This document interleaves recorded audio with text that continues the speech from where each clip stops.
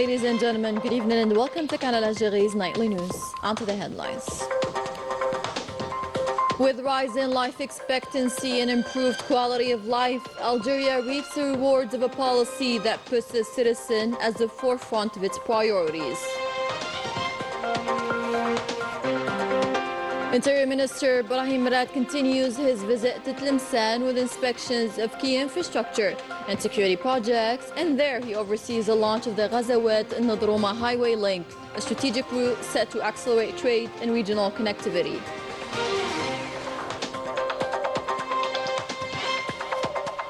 Algeria, Belgium, the foreign minister receives Belgium's deputy premier and minister of foreign affairs, and the two sides express desire to deepen bilateral cooperation and exchange views on international issues.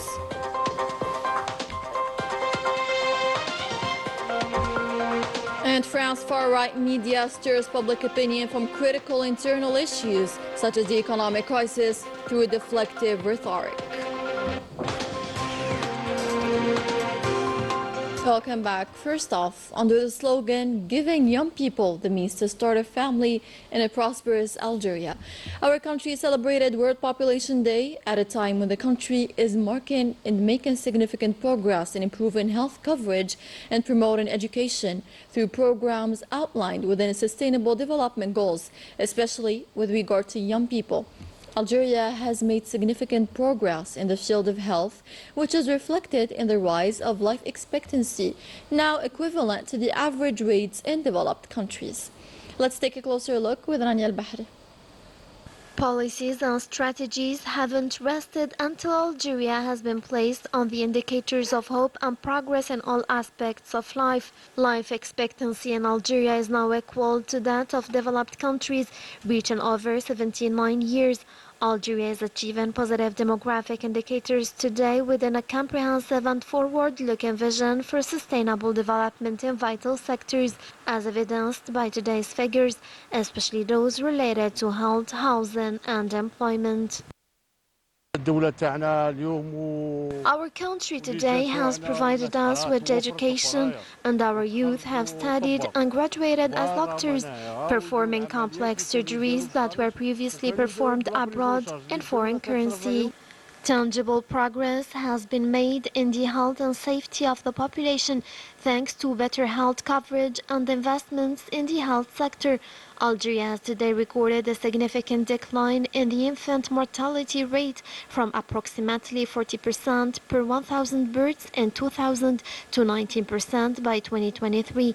Algeria has also completely eliminated some disabling diseases such as polio. On the World Population Day, Algeria's ongoing support for youth, the cornerstone of the national economy, is highlighted by encouraging entrepreneurship and providing appropriate training for the labor market. These sovereign decisions and practical mechanisms have enabled young people to establish their own companies, access markets, and contribute to improving their standard of living. Today, students have become capital, not just human capital, but also material capital. They create the enterprise, they build with ideas, and then develop it with the support, follow-up, and guidance of universities through incubators and entrepreneurship centers. Young people now have greater opportunities to start their own businesses, enter various fields, and reduce unemployment rates. Even those waiting for a job have their dignity preserved by the adoption of a youth unemployment grant starting in 2022. This is an effective strategy that links universities directly to the labor market, along with free education without discrimination or exclusion, and compulsory schooling between the ages of 6 and 11. In housing, Algeria has established a unique and exceptional experience through an effective strategy that launched major projects that enabled the distribution of more than 1.7 million housing units between 2020 and 2024, benefiting 30% of young people under the age of 35. The figures presented by Algeria today highlight the reality of this achievement and its clear impact on improving citizens' standard of living. In other news, the Minister of Interior, Brahim Red, concluded the second day of his visit to Tlemcen province.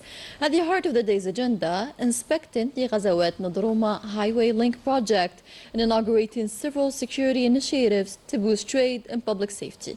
Najah Tayyar has the full report.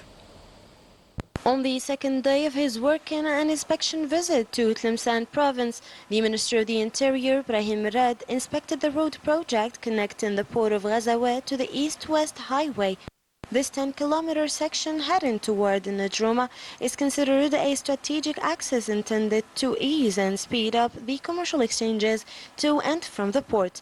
As part of the project funded by the province's budget, a fleet of household waste collection trucks was distributed to several municipalities.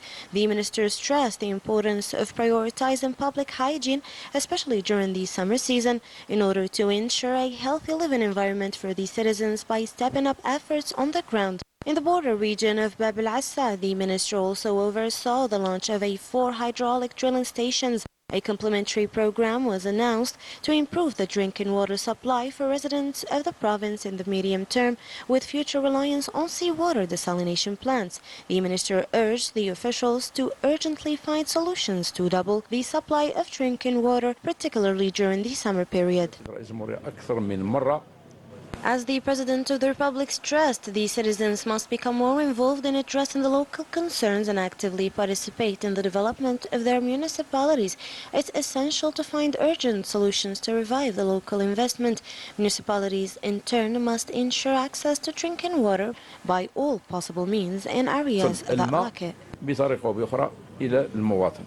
The minister also inaugurated the new district police headquarters and a residential complex for officers. These facilities, he said, are part of the public authorities' efforts to strengthen security coverage and respond to the growing threats to peace and public order.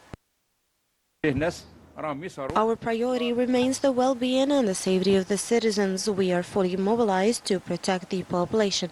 Our efforts are ongoing and intensifying, especially in the fight against external threats such as drugs. Every officer is committed to this mission and determined to deliver stronger results on the ground.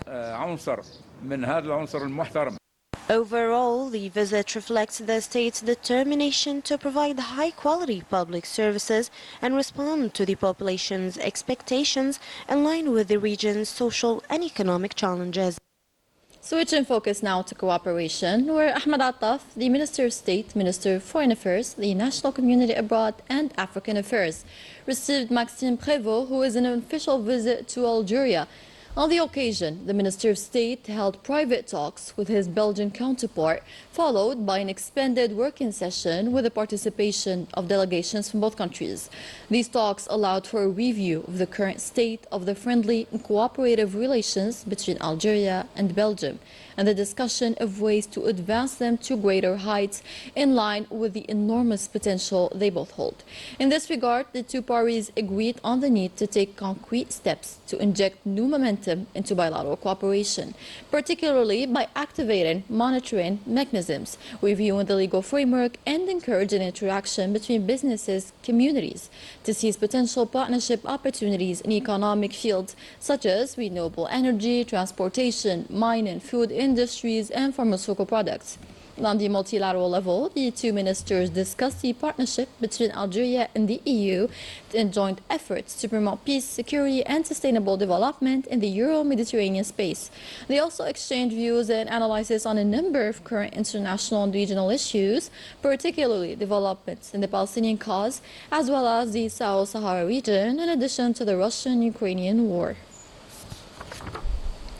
The Deputy Prime Minister and Minister of Foreign Affairs, European Affairs and Development Cooperation, the Kingdom of Belgium, Maxime Prévost, was also received this Monday by the Minister of State, Minister of Energy, Mines and Renewable Energies, Mohamed Arqab. The meeting was devoted to reviewing prospects for cooperation and opportunities for developing projects between the two countries in the fields of energy, mining, and renewable energy, as well as exploring new partnership opportunities, particularly in priority strategic sectors.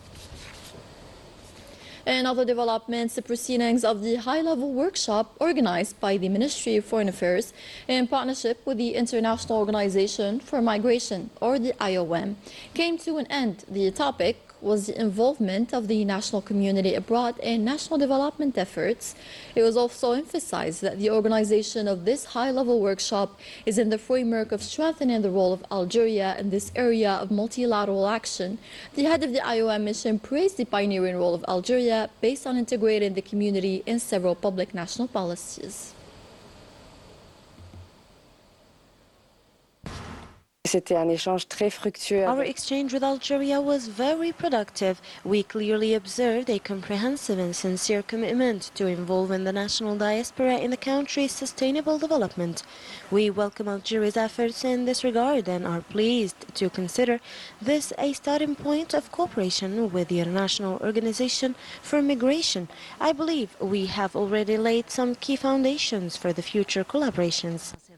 The far-right media in France redirect attention to diverse issues by adapting hateful rhetoric, thus overshadowing deeper economic and cultural crises that increasingly worry the public. Najah Tayyar has more details. The far-right policies in France, marked by arrogance and exclusion, have deeply undermined social justice and eroded basic rights once guaranteed to the citizens. Alarming data shows that many jobless citizens are university graduates, once seen as future leaders, now reflecting the failure to connect education with the job market. If we look at all European studies, we see that France has completely fallen behind in terms of working conditions. One study, for example, published at the end of 2021 and released in 2022, called the Eurofound, a very serious and harmonized study across all the European countries, ranked France 36th. That's worse than the EU average. In fact, France ranks last, tied with Albania when it comes to working conditions. France's poor standing in terms of labor conditions only adds to the gravity of this situation. A comprehensive European survey showed the country slipping far behind other nations. Unemployment increased in the first quarter of 2025, especially in Category A, which refers to job seekers who are immediately available, actively searching and have not worked at all. There was an 8.7% rise in this group. The highest increase was among youth, young people under 25. Across categories A, B and C combined, we saw a 20.9% surge in the first quarter of 2025. Together, these figures paint a sobering picture. The promises made by the far-right policies clash sharply with the lived reality, and for many young French citizens, hope is being replaced by frustration in the face of institutional failure. And in Morocco, a Moroccan regime dares to violate the sanctity of criminal laws, opening a new era of greater corruption. Corruption casts a shadow over citizens and their welfare policies, a hidden side revealed by numbers exceeding millions of HIV infection cases.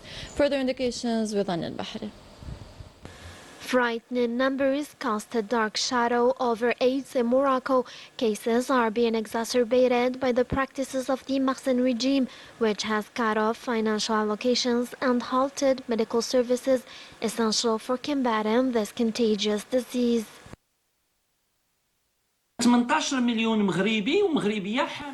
million Moroccans living with HIV and 1,200 new infections every day. These numbers are terrifying. As specialists, we cannot just watch in silence. We have waited long enough for medical authorities to act and raise awareness, but nothing is changing. It's time we step in. The situation is very serious. People living with HIV must be treated with care and respect. The World Health Organization says they should always have access to antiretroviral medicine. This builds trust and helps them stay healthy.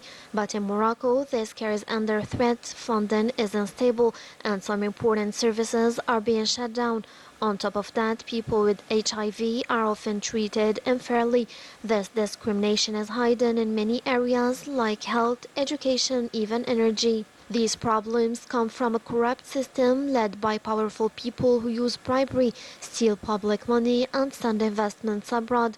Corruption has spread across the country, and many Moroccans are angry. New changes in the law are also reducing people's rights and freedoms. This is a crisis not just in healthcare, but in justice and society.